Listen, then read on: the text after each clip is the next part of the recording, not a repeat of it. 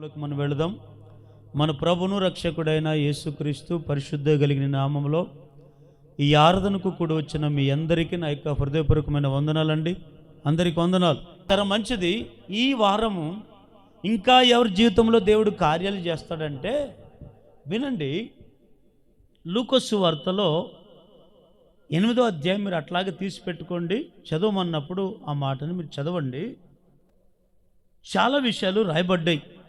అందులో ఒక సంఘటన మనకు కనబడుతుంది. ఏమిటి ఆ సంఘటన అంటే, ఒక గెరాసైన ప్రాంతంలో సమాధుల తోటలో ఒకడు దయ్యం పట్టిన వాడు, మనకు చాలాసార్లు ఈయన వ్యక్తి గురించి విన్నాం కదా. ఈ వ్యక్తి గురించి, ఈ వ్యక్తి ఎవరు అంటే ఒక యవనుడు. ఆయనకు దయ్యాలు పట్టాయి. దయ్యం పట్టిన వాడు ఎవరో తెలుసా? ఒకడు కాదు, ఇద్దరు కాదు, సేన అనే సమూహము వాని పట్టాయి. దయ్యం పట్టిన నాటు మొదలుకొని అప్పటి నుంచి సమాధుల్లోనే ఉంటున్నాడు, సమాధుల్లోనే తింటున్నాడు, సమాధుల్లో నిద్రపోతున్నాడు, సమాధుల్లోనే ఆయన జీవితాన్ని అంతా కూడా గడుపుతున్నాడు. ఓ రోజు యేసుక్రీస్తు వారు సముద్రము దాటి ఆ గెరాస్ అనే ప్రాంతానికి వెళదామని బయలుదేరుతూ ఉన్నప్పుడు సమాధిలో ఉన్నవారిని చూసినటువంటి యేసుక్రీస్తు వారు అప్పటికే ఆయనలో దయ్యాలు ఉన్నాయని గమనించి ఆయన దగ్గరికి వెళ్ళి, అప్పటికే యేసు ప్రభుకి ఎలా కనబడుతున్నాడు తెలుసా? కాళ్లకు చేతులకు ఆయన సంకెళ్ళు వేయబడ్డాయి, గొలుసులతో కట్టివేయబడ్డాడు,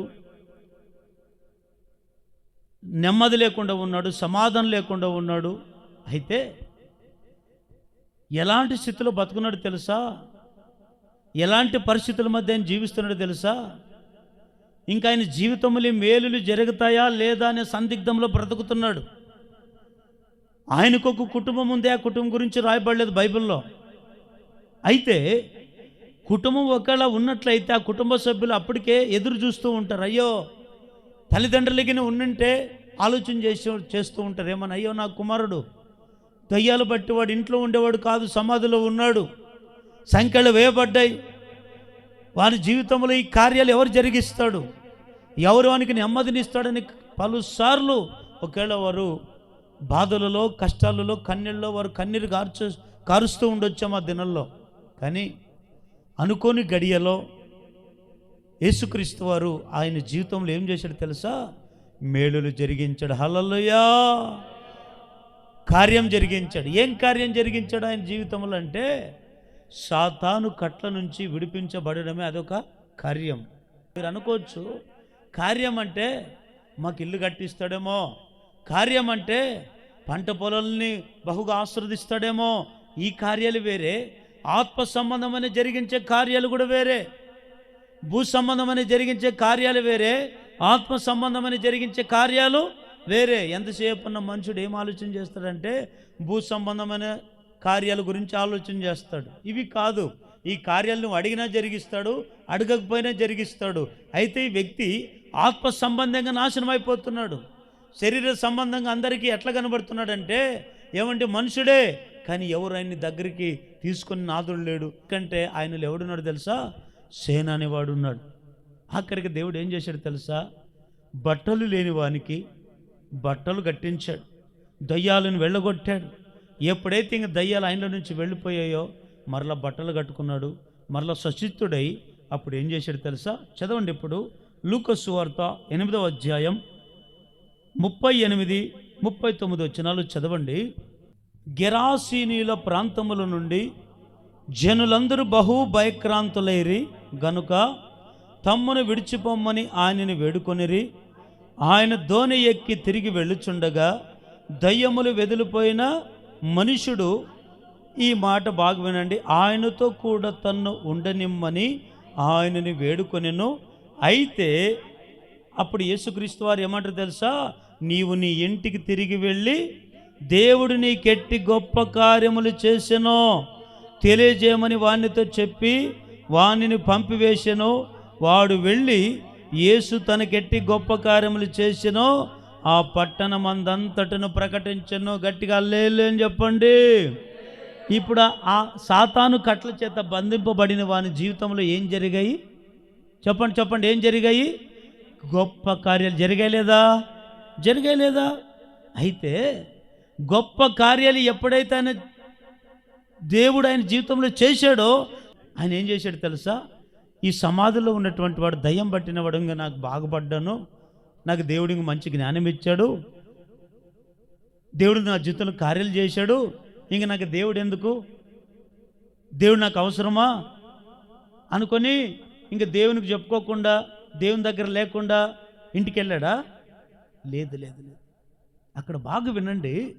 ఎప్పుడైతే స్వస్థుడై బట్టలు కట్టుకొని మంచి బుద్ధిమంతుడై ఎప్పుడైతే బాగుపడ్డాడో, గొప్ప కార్యాలు చూశాడో, వెంటనే ఏం చేశాడు తెలుసా? యేసు ప్రభు దగ్గరే ఉన్నాడంట. ఎక్కడ? మనమైతే గిన ఏదైనా ఒక రోగం వచ్చినప్పుడు బాగైన వెంటనే దేవుని దగ్గర ఉందాం అనుకోరు, ఇంక దేవుని నమ్ముకొని దేవుని ఆరాధిద్దాం అనుకోరు. ఇంక దేవుడు నాకు ఈ మేలు చేశాడులే, నాకు దేవుడు ఎందుకు, మందిరం ఎందుకు, సేవకుని మాట ఎందుకు వినాలి, బైబిల్ ఎందుకు చదవాలి, ప్రార్థన ఎందుకు చేసుకోవాలి అని కొంతమంది ఇంక ఇష్టానుసారంగా బ్రతుకుతారు. కానీ ఇట్లా ఆయన అట్లా ఉండలేదు. దేవుడు నా జీవితంలో ఇట్లాంటి మేలులు చేశాడు కదా అని చెప్పి యేసయ్యతో అంటాడు, అయ్యా నేను నీ దగ్గరే ఉంటాను అన్నాడు. వెంటనే ఏమన్నాడు? నీ దగ్గరే ఉంటాను, నీతో ఉంటాను అన్నప్పుడు దాని అర్థం ఏమిటో తెలుసా? నిన్ను నేను వెంబడిస్తాను అని అర్థం.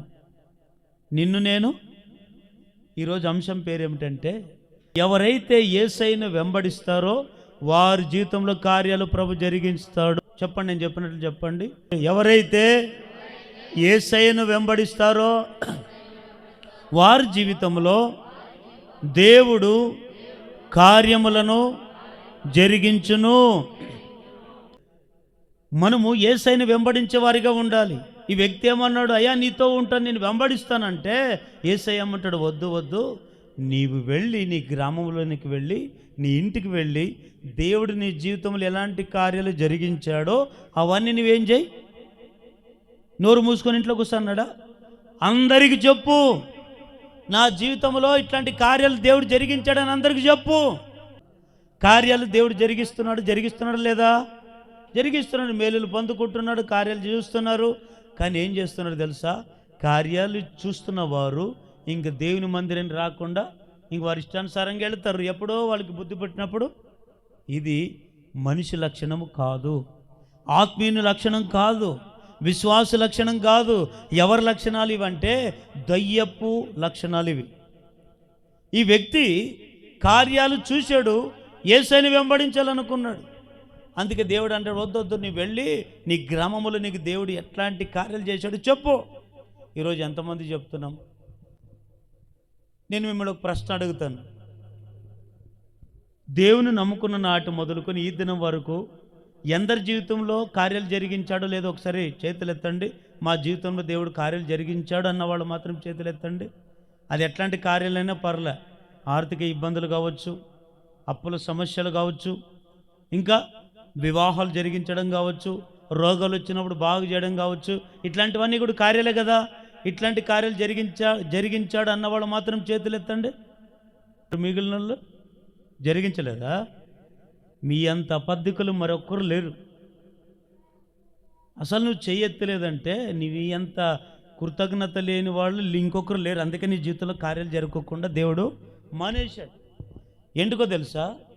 అసలు ఏ కార్యం జరగలేదబ్బా నా ఇంట్లో అని నువ్వు అనుకుంటున్నావు కదా. నిన్ను ఇంతవరకు బ్రతికించడమే ఇదే గొప్ప కార్యం, అవునా కదా? మరి దానికి చేయెత్తి ఎందుకు? కృతజ్ఞత లేని మనుషులు. చూడండి, ఇక్కడ యేసయ్యను వెంబడించాలనుకున్నాడు. మత్తయి సువార్త 8వ అధ్యాయం 21వ వచనం. శిష్యులలో మరి ఒకడు, ప్రభువా, నేను మొదట వెళ్ళి నా తండ్రిని పాతి పెట్టటకు నాకు సెలవిమ్మని ఆయన అడగగా, యేసు అతను చూచి, నన్ను వెంబడించుము, మృతులను పాతి పెట్టుకొని నిమ్మని చెప్పాను. ఇక్కడ వినండి. యేసుక్రీస్తు ఒక ప్రాంతంలో ఉన్నప్పుడు శిష్యులందరూ కూడా వచ్చారు. శిష్యులలో ఒకడు వచ్చి అంటాడు, బోధకుడా, నేను వెళ్ళి నా తండ్రిని చనిపోయాడు, నా తండ్రిని పాతి పెట్టుకొని తిరిగి వస్తాను అన్నాడు. నా తండ్రి చనిపోయాడు, అతన్ని పాతి పెట్టి మరి తిరిగి నీ దగ్గరకు వచ్చి నిన్ను వెంబడిస్తానంటే యేసుప్రభు ఏమన్నాడు?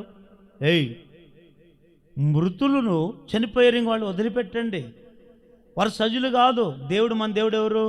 మృతులకు దేవుడా, సజీలకు దేవుడా? సజీలకు దేవుడు. బ్రతికి ఉన్న వాళ్ళకి దేవుడు, సజీవులకు దేవుడు. కాబట్టి మన జీవితంలో మనం సజీలుగా ఉన్నాం కనుక మనకి దేవుడు, మృతులకు దేవుడు కానే కాదు. చచ్చిపోయిన గురించి చింతిస్తున్నావేమి? అయితే నీవు మాత్రం నన్ను, మనం కింద మన ఇంట్లో ఎవరైనా చచ్చిపోయారు అంటే, ఉదాహరణ మన ఇంట్లో వాళ్ళు కాదులండి, మన ఇంట్లో వాళ్ళు చచ్చిపోతే మామూలే అనుకోండి. ఇంకా ఆ రోజు నువ్వు ఆదివారం కాబట్టి చర్చికి రాకపోయినా పర్లేదులే అనుకోండి, చచ్చిపోయావు కాబట్టి. విశ్వాస అయితే ఏం చేస్తాడు? చచ్చిపోయినా కూడా శవాన్ని పెట్టుకొని ఆరాధన చేసి దేవుని ఘనపరిచిన తర్వాత ఆ వ్యక్తిని పాతి పెట్టేస్తాడు. ఇది విశ్వాసుని లక్షణం, ఆత్మీయుని లక్షణం. మృతుడు ఎప్పుడు దేవుని వెంబడించలేడు, మృతులు ఎప్పుడు దేవుని ఆరాధించలేరు. ఆ రోజు దేవుని దినమున నువ్వు ఏం చేయాలి తెలుసా? దేవుని వెంబడించే వారిగా మనం ఉండాలి. అందుకే శిష్యులు అంటాడు, మా తండ్రి చచ్చిపోయాడు, మా తండ్రిని పాతి పెట్టొచ్చి నేను నిన్ను వెంబడిస్తానంటే అప్పుడు యేసయ్యమన్నాడు, మృతులు పాతి పెట్టుకుంటారు, వాళ్ళు పాతి పెట్టుకుంటారు, నువ్వు నన్ను వెంబడించమంటాడు. మత్తయి సువార్త 9వ అధ్యాయం 9వ వచనం. యేసు అక్కడ నుండి వెళుచు సుంకపు మెట్టునొద్ద కూర్చుండి ఉన్న మత్తయి అనే ఒక మనుషుణ్ణి చూచి నన్ను వెంబడించమని అతనితో చెప్పగా అతడు లేచి ఆయనను వెంబడించెను. హల్లెలూయా చెప్పండి, గట్టిగా హల్లెలూయా చెప్పండి. ఇక్కడ ఎవరు తెలుసా? సుంకపు మెట్టు దగ్గర ఒక ఆయన కూర్చున్నాడు. ఎవరైనా? మత్తయి ఎక్కడ కూర్చున్నాడు? సుంకపు మెట్టునొద్ద. ఆయన యేసు ప్రభు చూసి ఏమంటాడు? నువ్వు నన్ను వెంబడించు. అయితే ఇప్పుడు ఆ మత్తయి అప్పటికే యేసుని వెంబడించేవాడుగా లేడు. ఎవరు వెంబడిస్తున్నాడు తెలుసా? లోకాన్ని వెంబడిస్తున్నాడు, పాపాన్ని వెంబడిస్తున్నాడు, తను కలిగిన ఎదురు కనబడుతున్న మనుషులను వెంబడిస్తున్నాడు, పనికిరాని దాని మీద వెంబడిస్తున్నాడు, లోకాన్ని వెంబడిస్తూ జీవిస్తున్నాడు. అట్లాంటి వాడిని, సుంకపు మెట్ట దగ్గర కూర్చున్న వాడిని యేసయ్య ఏం చేశాడు? ఆయన చూసి నువ్వు నన్ను వెంబడించు మత్తయి, నన్ను వెంబడించు అంటాడు. వెంటనే యేసుప్రభు ఎప్పుడైతే పిలిచాడో వెంటనే అన్ని వదులుకొని యేసయ్యని వెంబడించడం ప్రారంభించాడు. కొంతమంది సాతానుని వెంబడిస్తున్నారంట. ఎవరిని? సాతానుని వెంబడించేవారు కొంతమంది ఉన్నారు. ఈ సాతాను ఎవడు? గర్జించు సింహం. సాతాను క్రియలు ఎట్లుంటాయి? ఇంక లోకము కావాలి, పాపము కావాలి, దీంతో పాటు దేవుడు కూడా. ఈ సాతాను అనుసరించే వాళ్ళు ఇట్లుంటారు. 3 నమ్మకాలు ఆచరిస్తారు, మరి దేవుణ్ణి ఆరాధిస్తారు. లోకంలో ఉన్నవన్నీ ఆచరిస్తారు, శరీరాశ, నేత్రాశ, జీవడం అన్నిటిని వెంబడిస్తారు. దానితో పాటు సాతాను కూడా వెంబడిస్తారు, దానితో పాటు దేవుని కూడా. కనుక సాతాను వెంబడించేవాడు ఎప్పుడు దేవుని వెంబడించేవాడు కాదు. మరి దేవుని వెంబడించేవాడు ఎట్లుంటాడో తెలుసా? మత్తయి సువార్త 16వ అధ్యాయం 24వ వచనం. అప్పుడు యేసు ఎవరిని? తన శిష్యులను చూచి, ఎవడైనను నన్ను వెంబడింపగోరిన ఎడల తన్ను తాను ఉపేక్షించుకొని నన్ను వెంబడింపవలెను. తన ప్రాణమును రక్షించుకొనుగోరువాడు దాన్ని పోగొట్టుకొనును, నా నిమిత్తము తన ప్రాణమును పోగొట్టుకున్నవాడు దానిని దక్కించుకొనును. ఒకడు మనుషులను లోకమంతయు సంపాదించుకొని తన ప్రాణమును పోగొట్టుకుంటే తనకేమి ప్రయోజనము? ఒక మనుషుడు తన ప్రాణముకు ప్రతిగా ఏమి ఇవ్వగలడు? చూడండి ఇక్కడ ఏమని రాయబడింది అయ్యా అంటే, యేసు ప్రభువును వెంబడించే వాళ్ళు ఎట్లుంటారంటే పరీక్షించుకుంటారంట, ఉపేక్షించుకుంటారంట. అందుకే యేసయ్య అంటాడు శిష్యులను చూసి, ఇదిగో ఎవడైనను నన్ను వెంబడింపగోరిన ఎడల తన్ను తాను ఉపేక్షించుకొని ఎత్తుకొని నన్ను. ఈరోజు మనం ఎట్లా వెంబడించాలి దేవుణ్ణి? సిలువనెత్తుకొని. సిలువ అంటే అర్థం ఏమిటి? యేసు కొరకు పడే నిందలు, యేసయ్య కొరకు పడే శ్రమలు, నీకొచ్చే నిందల్లో, అవమానాల్లో, వీటన్నిటిని మోసుకొని సిలువనెత్తుకొని నడవడమే. అదే యేసయ్య మోసిన సిలువ. ఏదో మందిరానికి వచ్చామో, పాట పాడామో, మందిరానికి వచ్చామో, ఏదో వెళ్ళామో, మందిరానికి వచ్చామో, ఏదో నలుగురు కనపడ్డామో, మందిరానికి వచ్చామో, ఏదో ఇది కాదు. నీ ప్రత్యేకత ఏమిటి? యేసయ్యని వెంబడించేవాడు, యేసయ్య వెంబడించే స్త్రీ అయినా పురుషుడైనా ఎవరైనా సరే నీవు ఎట్లుండాలంటే ఒక ప్రత్యేకంగా ఉండాలి లోకములో. ఈ వ్యక్తి యేసుప్రభుని నమ్ముకున్న నాటి మొదలుకొని యేసుప్రభు కొరకు పడుతుంది నిందలు, యేసుప్రభు కొరకు పడుతున్నాడు ఈ నిందలు. దేవుని కొరకు ఎంతో శ్రమ అనుభవిస్తున్నాడు, ఎంతో నిందలు అనుభవిస్తున్నాడు, ఆయన దేవుని వదిలిపెట్టట్లేదు అని సాక్ష్యం ప్రతి ఒక్కరు సంపాదించుకోవాలి. వాళ్ళు ఒకరు మాట అన్నారని, వీళ్ళు ఒక మాట అన్నారని మంత్రిని వదిలిపెట్టి ఇంట్లో కూర్చోవడం ఇది కాదు వెంబడించడం అంటే.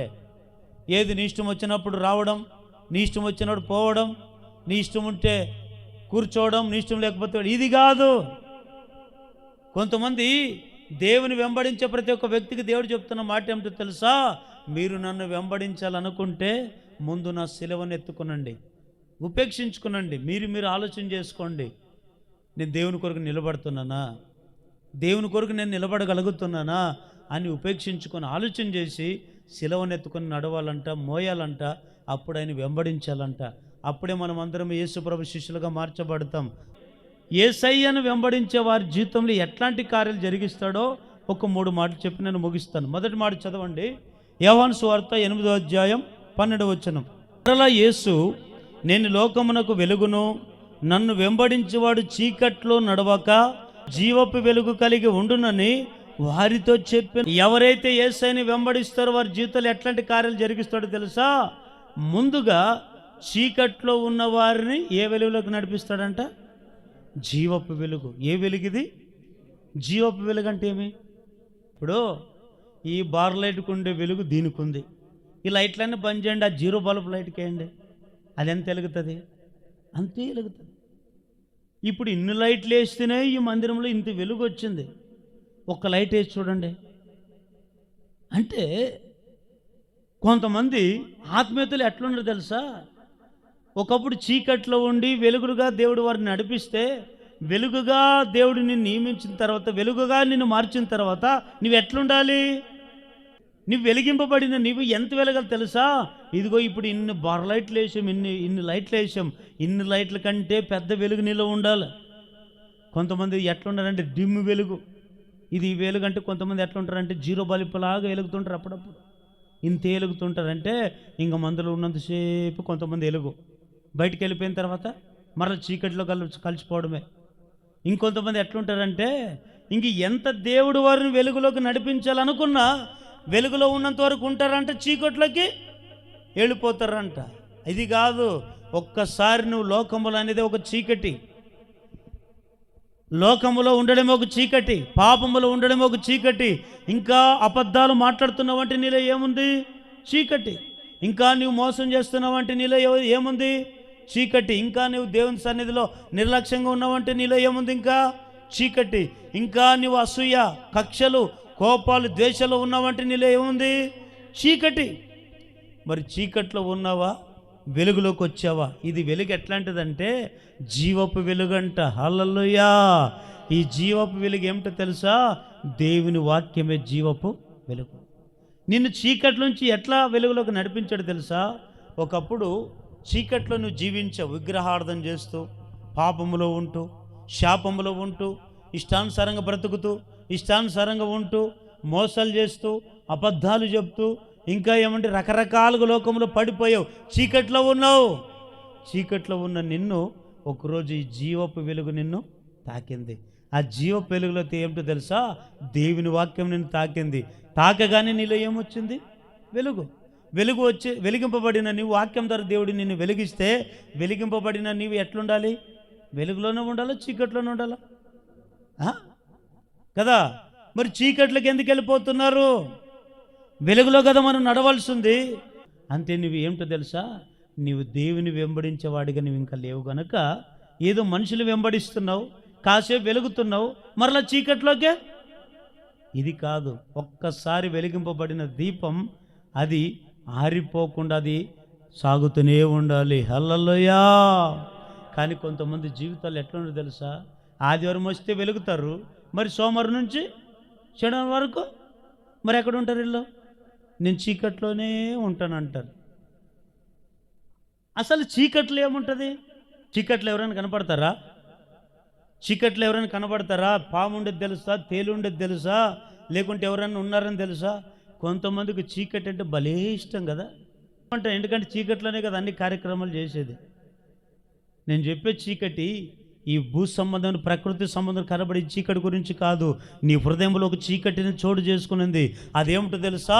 పాపం అనే చీకట్లో నువ్వు ఉన్నావు, మోసం అనే చీకట్లో నువ్వు ఉన్నావు, అంధకారం అనే చీకట్లో పడిపోయావు. ఆ చీకటిని దేవుడు వెలిగిస్తే ఎంత వెలిగించినా కూడా నువ్వేం చేసుకుంటావు తెలుసా? నీ హృదయాన్ని మరలా చీకటి. అసలు చీకట్లు ఏమంటే తెలుసండి, ఓ సందర్భాన్ని చెప్తాను వినండి. యేసుక్రీస్తు వారు ఒక సందర్భాన్ని చెప్పారు. ఏంటి ఆ సందర్భం అంటే, ఒక యజమానుడంట ముగ్గురు వ్యక్తులను పిలిచి, నేను దేశాంతరం వెళ్ళొస్తాను, నువ్వు 5 తలంతలు తీసుకో అన్నాడు. ఇంకొకరిని పిలిచి నువ్వు 2 తలంతలు తీసుకో అన్నాడు. ఇంకొకరిని మూడవని పిలిచి నువ్వు 1 తలంత తీసుకో అన్నాడు. ఒకరికి ఎన్ని తలంతలు ఇచ్చాడు చెప్పండి? ఎన్ని తలంతలు ఇచ్చాడు? 5 తలంతలు. ఇంకొకరికి ఎన్ని తలంతలు ఇచ్చాడు? 2 తలంతలు. ఇంకొకరికి 1 తలంత. ఈ తలంతలు ఇచ్చినటువంటి యజమానుడు దేశాంతరం వెళ్ళిపోయాడు. వెళుతూ ఏమన్నాడు? నేను ఎప్పుడు వస్తానో నేను మీకు చెప్పను. నేను వచ్చేలోపు నువ్వు 5 తలంతలు తీసుకున్నవాడు నువ్వు బాగా కష్టపడాలి, సంపాదించాలి, నేను లెక్క అడుగుతాను. 2 తలంతలు ఇచ్చిన వానికి చెప్పాడు, నువ్వు 2 తలంతలు తీసుకున్న మురిసిపో, సంకలు కొట్టుకోవద్దు, దీనితో నువ్వు కష్టపడాలి, మరలా వచ్చి నన్ను లెక్క చూసుకుంటానన్నాడు, లెక్క అడుగుతాను నిన్ను. 1 తలంతలు ఇచ్చిన వానికి చెప్పాడు, ముగ్గురికి హెచ్చరిక చెప్పి వెళ్ళిపోయాడు. ఈ తలంతలు తీసుకున్న వాళ్ళు ఎట్లుండాలి? ఇప్పుడు కష్టపడ్డాడు. ఎందుకంటే ఏదో ఒక రోజు నా యజమాని నా దగ్గరికి వస్తాడు, నాతో లెక్క అడుగుతాడు. మనం అనుకున్నాను దేవుడు చూడడు, ఎవరు నన్ను చూడరు. జాగ్రత్త, చీకట్లో చేసే ప్రతి పనిని దేవుడు చూస్తున్నాడు. ఒకరోజు లెక్క అడుగుతాడు. మనుషుల ముందు నువ్వు ఒప్పుకుపోవచ్చు, దేవుని ముందని నువ్వు ఒప్పుకొని విడిచిపెట్టు. మనుషులు నేను లెక్క అడిగితే ఉండింది లేనట్లు, లేనిది ఉన్నట్లు నువ్వు చెప్పొచ్చేమో. మనుషులు నువ్వేం చెప్పినా నమ్ముతారు, కానీ పైన దేవునికి నమ్మించగలుగుతామా? దేవునికి మనం ఏం లెక్క, ఏ చీకట్లో ఏం పని చేస్తున్నావో, ఎప్పుడు ఎలా ఉంటున్నావో, ఎప్పుడు ఎలా మాట్లాడుతావో దేవుడు అన్నీ చూస్తున్నాడు. కానీ ఒకరోజు నీ చీకట్లోనే ఉంటాను నువ్వు అనుకోవద్దు. వెలుగులోకి దేవుడు తీసుకుని వస్తాడు. వెలుగులు అన్నీ పడతాయి లేదా? నువ్వు చీకట్లో ఏ మూలకుండి ఏం పని చేసావో, ఎక్కడుండి ఏం చేసావో, ఇవన్నీ దేవుడు బయలుపరుస్తాడు. ఎక్కడ? వెలుగులోకి తప్పకుండా దేవుడు నడిపిస్తాడు. అయితే ఇక్కడ 5 తలంతలు తీసుకున్నవాడు మౌనంగా ఉండక ఏం చేశాడు? తన కష్టపడుతున్నాడు. 2 తలంతలు తీసుకున్నవాడు కష్టపడుతున్నాడు, 4 తలంతలు సంపాదించాడు. 5 తలంతలు తీసుకున్నాడు, 5కి సంపాదించాడు. అయితే ఇద్దరు సంపాదించారు, కానీ ఒక్కడు మాత్రం ఉన్నాడు. ఎవడు? సోమరుడు. ఎవరో వీడు ఏం చేశాడు తెలుసా? భూమిలో దాచిపెట్టాడంట. ఎక్కడ? భూమిలో దాచిపెట్టాడు. ఒకరోజు వచ్చాడు యజమానుడు, వచ్చి 5 తలంతలు తీసుకున్నవాడు వచ్చి అంటాడు, ఇదిగో నీకు 5 తలంతలు ఇచ్చాను కదా, నువ్వేం చేసావు అంటాడు. ఈ వ్యక్తి అంటాడు, అయ్యా నువ్వు 5 తలంతలు ఇస్తే తిరిగి 5 తలంతలు సంపాదించాను, తిరిగి తీసుకో 10 తలంతలు అన్నాడు. అప్పుడేమన్నాడు? బలా నమ్మకమైన మంచి దాసుడా, నువ్వు కొంచెం దాంట్లో ఎట్లున్నావు? నమ్మకంగా ఉన్నావు కనుక అనేకమైన వాటి మీద నీకు అధికారం ఇస్తానన్నాడు. ఇచ్చాడు కూడా. రెండవని పిలిచాడు, వాడు 2 తలంతలను అడిగాడు. నువ్వు 2 తలంతలు ఏం చేసావు? అయ్యా ఇది 2 తలంతలు ఇచ్చే, నేను 2 తలంతలు సంపాదించాను, తీసుకుని 4 తలంతలు. అప్పుడు ఏమంటాడు? బల నమ్మకమైన మంచి దాసుడు. ఇద్దరికి అధికారం ఇచ్చాడు. అయితే మూడవని పిలిచాడు. ఈ మూడవని పిలిచి ఏం చేశాడు తెలుసండి?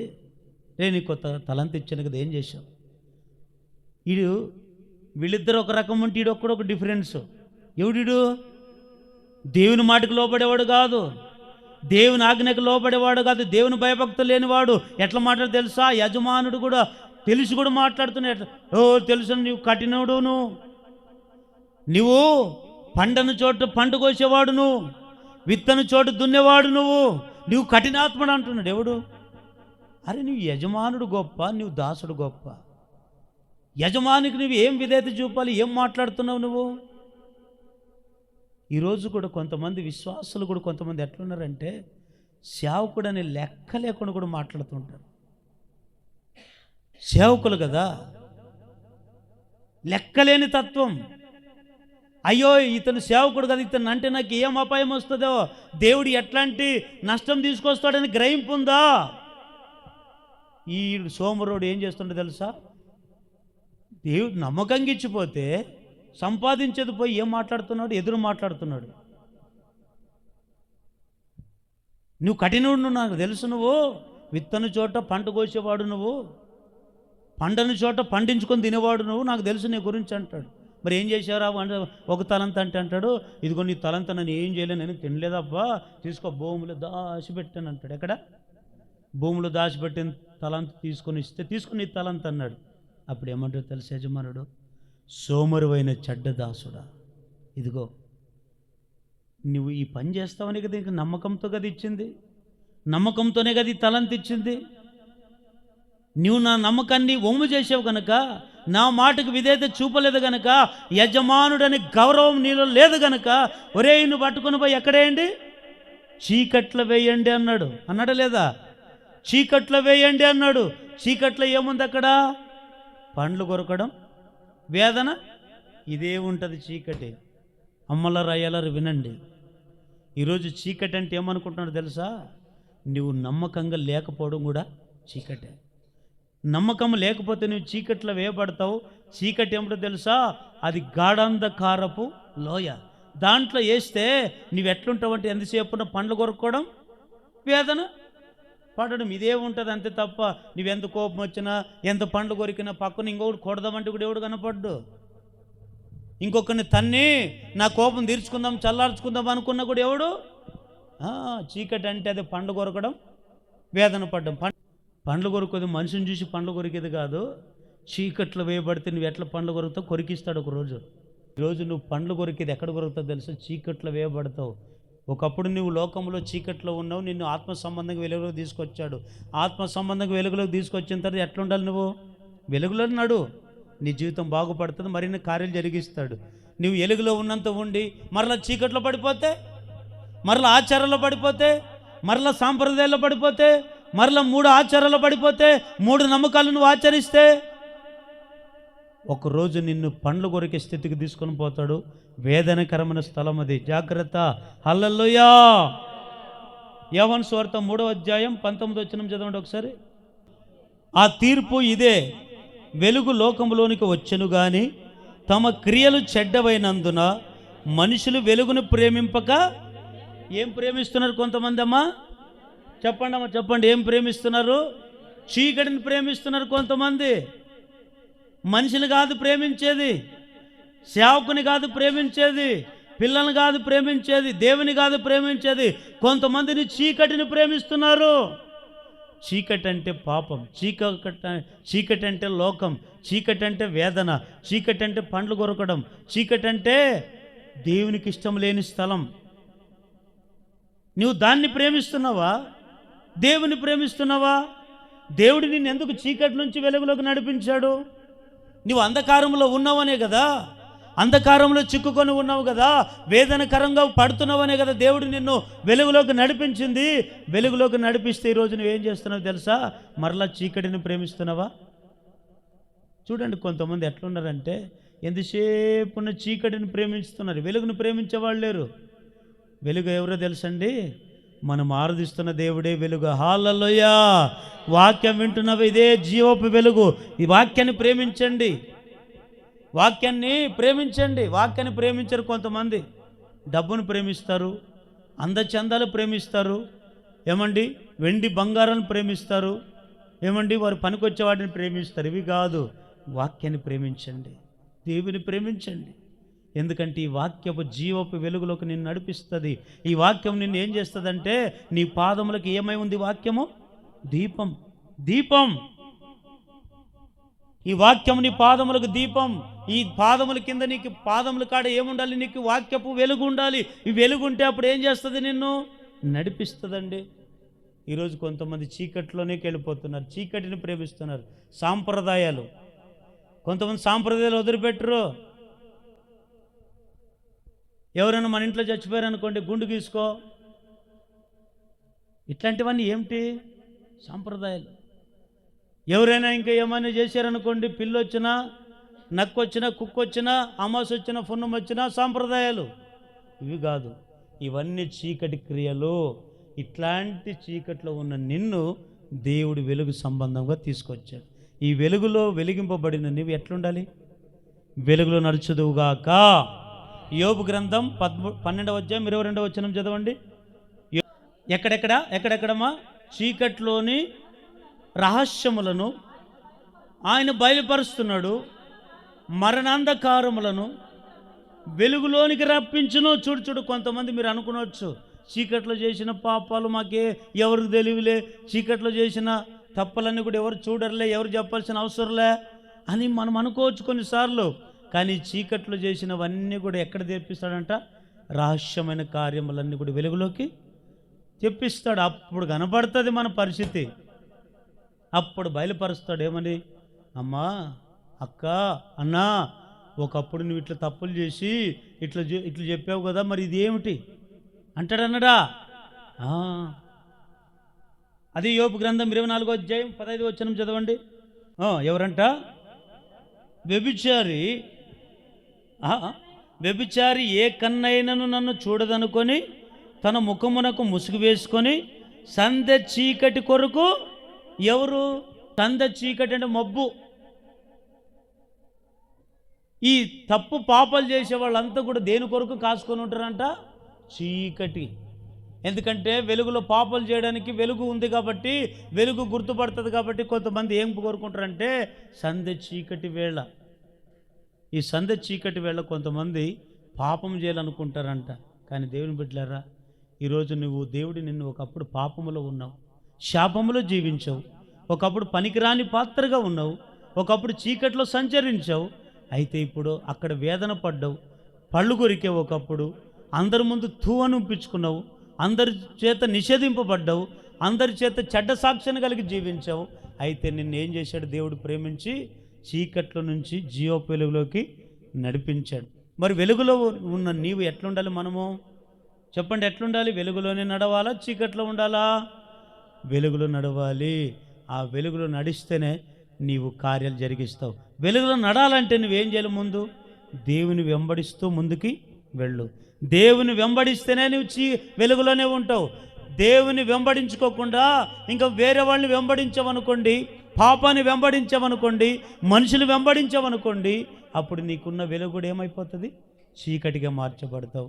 ఆ చీకట్లో నీకు ఎప్పుడు వేదన ఉంటుంది, పండ్లు కొరికే స్థితి తెచ్చుకుంటావు.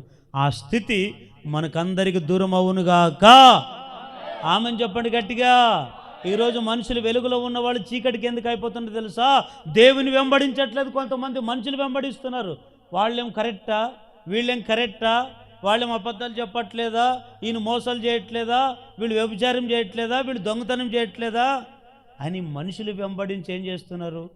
మనకున్న ఆత్మ జీవితాన్ని వాడు నాశనం వాడు అవనే, ఆమె నాశనం మీద అవనే, ఎవరైనా నాశనం అయితే అట్లుంటే. కానీ నీకెందుకు? నీవు దేవుడు ఏం కోరుకున్నాను? నిన్ను వెలుగుగా నిర్మించుకున్నాలనుకున్నాడు. వెలిగింపబడిన దీపాన్ని ఎంతసేపున్న దేవుడు ఎక్కడ పెట్టాలనుకుంటాడు? స్తంభం మీద పెట్టాలనుకుంటున్నాడు. నువ్వు స్తంభం మీద ఉండి వెలిగింపబడాలనుకున్నావా? లేదు నేను స్తంభం మీద ఉండకూడదు, వారలాగా డిమ్ లైట్లాగా ఉండి ఇష్టానుసారంగా బతుకుదాం అనుకున్నావా? ఒకసారి ఆలోచించు. వాళ్ళని చూసి వీళ్ళని చూసి అనుసరించొద్దమ్మా. ఈరోజు ఇదే పని అయిపోయింది. ఆ విశ్వాసుల జీవితాల్లో ఏమైపోయింది తెలుసా? ఇదే పని అయిపోయింది. ఏమిటో తెలుసా? వాళ్ళు కరెక్టా, వీళ్ళు కరెక్టా, వీళ్ళేం తప్పు చేయట్లేదా, వాళ్ళేం తప్పు చేయట్లేదా? ఇవి కాదు. ఇవి అనుసరిస్తూ వీళ్ళని వెంబడిస్తే నువ్వు కూడా నరకానికి వెళతావు. వారు ఎట్లా నరకానికి సిద్ధపడి అట్లాంటి పనులు చేస్తున్నారు, నువ్వు కూడా నరకానికి వెళ్ళాలనుకున్నావా? జాగ్రత్త. అట్లాంటి ఆలోచనలన్నీ మనలో ఉండకుండునుగాక. దేవుడు చీకట్ల నుంచి వెలుగులోకి నడిపించునుగాక. దేవుడు వెంబడించే వారికి దేవుడు మనల్ని నియమించునుగాక. రెండవ మాట చూసుకుందాం. మార్కు సువార్త 10వ అధ్యాయం 17వ వచనం. ఆయన బయలుదేరి మార్గమున పోచుండగా ఒకడు పరిగెత్తుకుని వచ్చి ఆయన ఎదుట మోకాళ్ళుని, సద్బోధకుడా, నిత్య జీవమునకు వారసుడకు నేనేమి చేయదునని ఆయనను అడిగాను. ఇప్పుడు యేసుక్రీస్తు ఉన్న దినాల్లో, అప్పుడున్న దినాల్లో ఒకడు పరిగెత్తుకుంటూ వచ్చాడు. ఎవరైనా ధనవంతుడని రాయబడి ఉంది, ఆయన గురించి యవనుడని రాయబడి ఉంది. ఏమండి? ఆ ధనవంతుడు పరిగెత్తుకుని వచ్చాడంట, ఆస్తి కలిగిన వాడు. పరిగెత్తుకుంటూ వచ్చి యేసుప్రభు దగ్గరికి ఎందుకు పరిగెత్తుకుంటూ వచ్చాడంటే, ఆ యేసుప్రభు దగ్గర ఏమైనా దొరుకుతుందేమో తీసుకుందామని కాదు పరిగెత్తుకొని వచ్చింది. ఈయన లోక రక్షకుడు కదా, సత్యమైన దేవుడు కదా, ఈయన నిత్య జీవం ఇచ్చేవాడు కదా అని చెప్పి నిత్య జీవం పొందడానికి కొరకు పరిగెత్తుకుంటూ వచ్చాడు. పరిగెత్తుకుంటూ వచ్చి ఏమని అడిగాడు, బోధకుడా నిత్య జీవానికి వారసుగా కావాలంటే నేనేం చేయాలి అంటే, యేసుప్రభు ఏమన్నాడు, నిత్య జీవం కావాలంటే నేనేం చేయాలనుకున్నా 10 ఆజ్ఞలు నీకు తెలుసు కదా. నీ తల్లిదండ్రులు ప్రేమించాలి, దొంగతనం చేయకూడదు, వ్యభిచారం చేయకూడదు, మోసాలు చేయకూడదు, అబద్ధపు సాక్ష్యపు మాటలు. కొంతమంది అబద్ధ సాక్ష్యాలు చెప్తారు, ఆ వ్యక్తి తప్పు చేయకపోయినా కూడా తప్పు చేసినట్టు. ఇట్లాంటివి కొన్ని. ఈ 10 రకాల ఆజ్ఞలు మీరు పాటిస్తున్నావు అంటే ఆయన ఏమన్నాడు, చిన్నప్పటి నుంచి నేను పాటిస్తున్నానయ్యా, చిన్నప్పటి నుంచి నేను అనుసరిస్తున్నానయ్యా, నాకు ఇంకేం కొదువా అంటాడు. అప్పుడు యేసుక్రీస్తు ఏమన్నాడు, చదవండి కింద 21వ వచనంలో, యేసు అతనిని చూచి అతనిని ప్రేమించి, నీకు ఒకటి కొదువుగానున్నది, నీవు వెళ్ళి నీ కలిగినవన్నీ అమ్మి బీదలకిమ్ము, పరలోకములు నీకు ధనము కలుగును, నీవు వచ్చి నన్ను, ఇప్పుడు నీవు వచ్చి నన్ను ఏమన్నాడు తెలుసు ఈ వ్యక్తిని, ధనవంతుని, నీవు వచ్చి నన్ను వెంబడించు. నీవు ముందు వెళ్ళి నీ ఆస్తి అంతా అమ్మి బీదలకి అమ్మి పంచిపెట్టి నా దగ్గరకు వచ్చి నన్ను వెంబడించమన్నాడు. ఈయన ఏం చేశాడు, వెంబడించాడా? వెంబడించలేదు.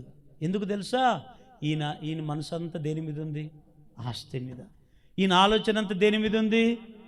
ఈరోజు చూడండి, నిత్య జీవం కావాలని ఎంతమంది కోరుకుంటున్నారు, చేయొద్దండి. నాకు నిత్య జీవం కావాలన్న వాళ్ళు మాత్రమే చేయొద్దండి. నిత్య జీవం ఎక్కడ దొరుకుతుంది? నిత్య జీవం ఎక్కడ దొరుకుతుంది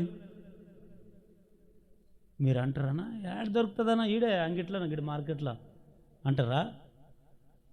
లేదన్నా ఈడన్నా ఆదంలోని పోతే ఆదం దొరుకుతుంది అంటారా? కాదు. నిత్య జీవం ఎక్కడ దొరుకుతుందంటే భూమి మీద దొరికేది కాదు. నిత్య జీవం ఎక్కడ దొరుకుతుందంటే పరలోకంలో దొరుకుతుంది. ఈ పరలోకంలో ఎవరున్నారు? దేవుడు. ఎవరు ఇవ్వాలి ఈ నిత్య జీవము? నిత్య జీవం అంటే మీరేమనుకుంటున్నారు చెప్పండి? నిత్య జీవం అంటే భూమి మీద మనకి నిత్య జీవము లేదు. నిత్య జీవము 2 పదాలు ఉన్నాయి లేదా? నిత్య అంటే నిత్యము, జీవం అంటే ప్రాణము. అంటే నిత్యము ఎక్కడ బ్రతుకుతాం తెలుసా?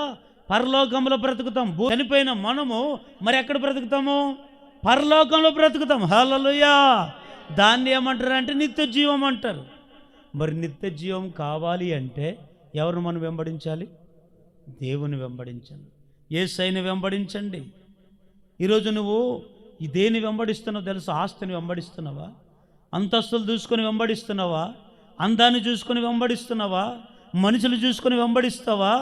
ఎవరిని చూసి వెంబడిస్తున్నావు? ఈ వ్యక్తి ఏం కావాలని పరిగెత్తుకొని వచ్చాడు? ఈరోజు దేవుని మందిరానికి మనం ఎందుకు పరిగెత్తుకొని వస్తున్నాం? ఆదివారము టైంపాస్ కొరక? ఏదో వచ్చి పోయామన్న దానిక? వచ్చి చూసి ఎవరు వచ్చారో ఎవరు లేదు చూసిపోవడానికి వచ్చామా? ఎందుకు మనం పరిగెత్తుకొని వస్తున్నాం తెలుసు? ఆదివారము నిత్య జీవం దొరుకుతుందని. నిత్య జీవం కొరకు పరిగెత్తుకొని వస్తున్నాము. దాని కొరకు వస్తున్నాం. కానీ ఏదో టైంపాస్ కొరకో, ఎవరు నన్ను మెచ్చుకోవాలనో, నన్ను చూడాలనో, లేకపోతే మనం కట్టుకున్న బట్టలు చూపించాలని, ఇవి కాదు. దీని కొరకు కాదు, నిత్య జీవం కొరకు మనం పరిగెత్తుకొని వస్తున్నాం. ఈ నిత్య జీవం ఇక్కడ భూమి మీద దొరకదు, కానీ పరలోకంలో దొరుకుతుంది. ఆ నిత్య జీవం మీరు కాదు ఇచ్చేది, మనందరికీ నిత్య జీవం ఇచ్చేది మనం ఆరాధిస్తున్న యేసు ప్రభు వారు. ఒకసారి గట్టిగా చప్పట్లు కొట్టండి, గట్టిగా హల్లెలూయా. ఈరోజు ఆ నిత్య జీవం కొరకు ప్రాకులాడాలి మనము. నీ ఆస్తిని సంపాదించుకున్న ఆస్తి నీతో ఉండొచ్చు, ఉండకపోవచ్చు. మనం కష్టపడిన డబ్బు ఈరోజు ఉండొచ్చు, ఉండకపోవచ్చు. మనం సంపాదించుకున్నవన్నీ ఈరోజు మన దగ్గర ఉండొచ్చు, ఉండకపోవచ్చు. కానీ దీని కొరకు కాదు మన ప్రయాస. నిత్య జీవం ఒకరోజు మనకు కావాలి. ప్రతి వ్యక్తి సస్తమనే మాట గుర్తుపెట్టుకోండి. సత్య లోపల నీవు దేని కొరకు నీవు వెంబడిస్తున్నావు? దేని కొరకు నీ ప్రయాస?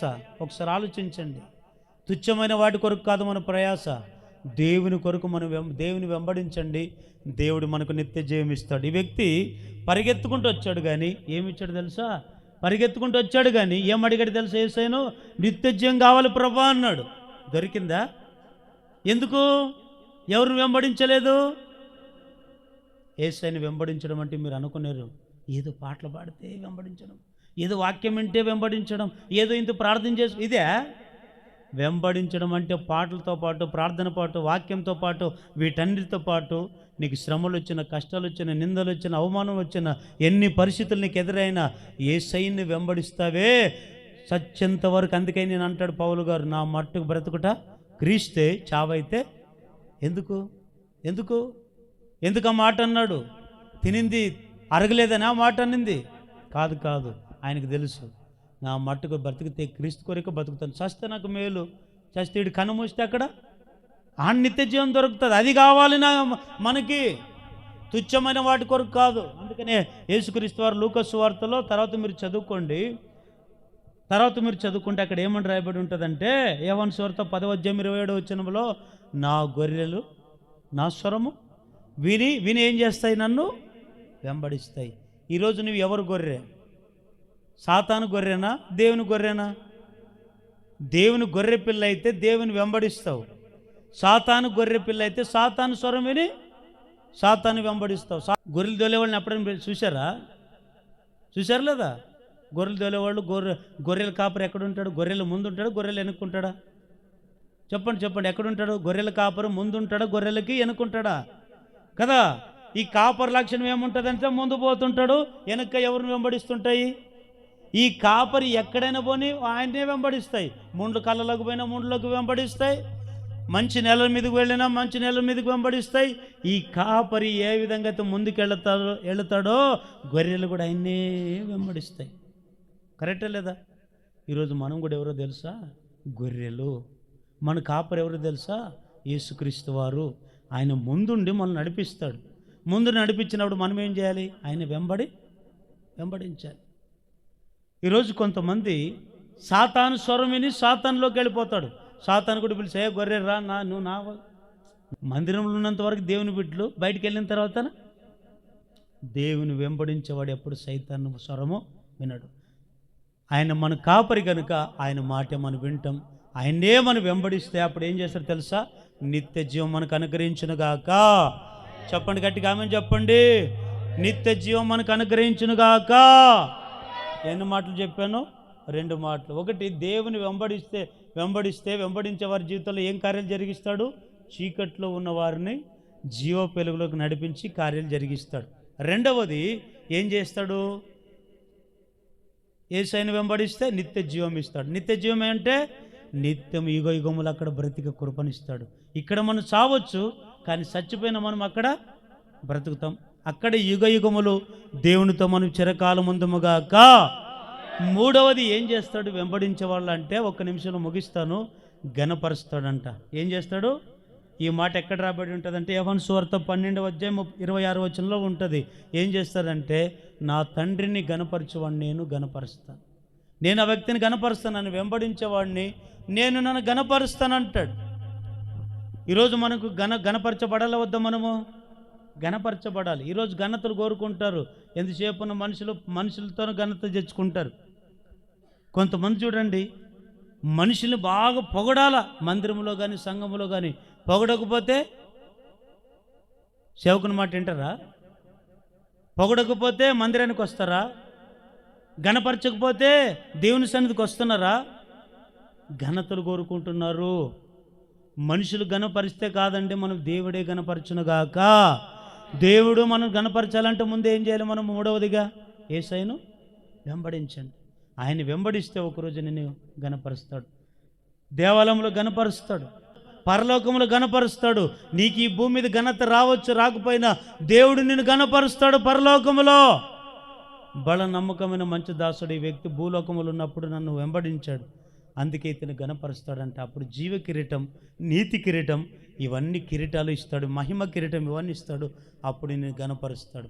ఈరోజు తుచ్చమైన వాటి కొరకు ప్రయాసపడకూడదు.